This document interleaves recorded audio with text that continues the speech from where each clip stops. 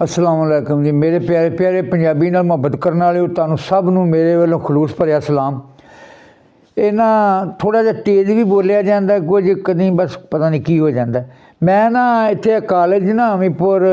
पढ़ाउण जाता रहा तो जिस बंदे जेह्ड़े भी कुछ शेर सुनिया ना मैं उन्होंने नवा बना के सुनाता। मसलन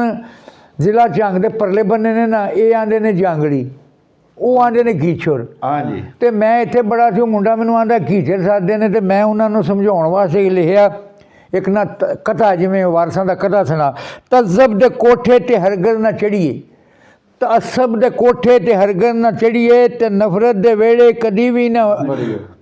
ते नफरत दे वेड़े कदे भी ना वड़िए ना तू गीचर अनवर ना मैं जांगली हाँ दोवें मुसलमान आ ना रुसीए ना लड़िए ना तू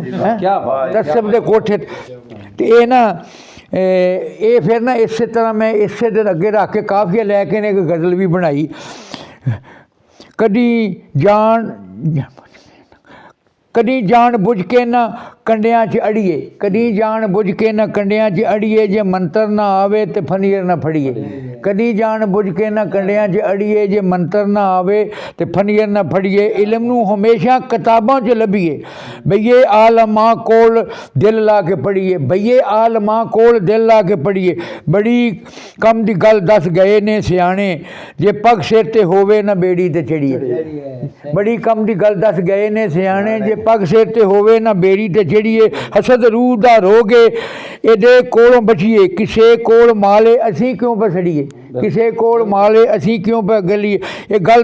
दाने आंदी ना ये गल दाने आंदी भुलामी ना अनवर जे मन तारे होइए ना दरिया ना जे मन तारे होइए ना दरिया च वड़िए कदी जान बुझ के ना कंडियां च अड़िए जे मंत्र ना आवे जे मंत्र ना आवे तो फनीर ना फड़िए। ये है सी ना वो मैं कथे के नाल ही सुनाता तो है वे एक मुंडा सी बत्ती चकदा उन्हें आख्या भी मैनू ना वो फरमाइश से मैं लिखिया सी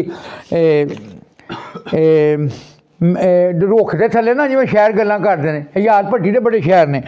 मैं पुछया तूत दे बूटे तो मेरे सजना दा हुण के हाल है मैं पुछया तूत दे बूटे तो मेरे सजना दा के हाल है मैनू दस्या बूटे खुश हो के उनका हाल ते रत्ता ला ले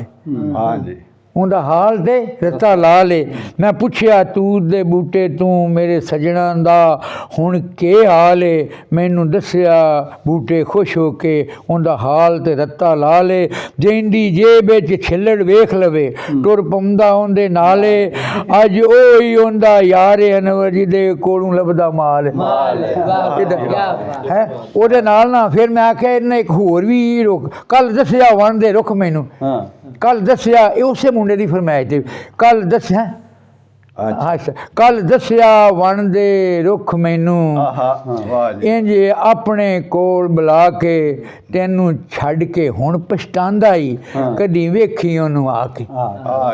कल दस्या वन दे रुख मैनू इंज अपने कोल बुला के तेनू छड़ के हुण पछतांदा ही कदी वेखी ओनू आके ते लै सिक गई हैसू सांगियां दी नवीं अनवर संगत बना के ते तेरा नां लै लै के रोंदा है ओ मेरे मुढ़ नू जफा पा के। अल्लाह हाफ़िज़ जी अल्लाह हाफ़िज़।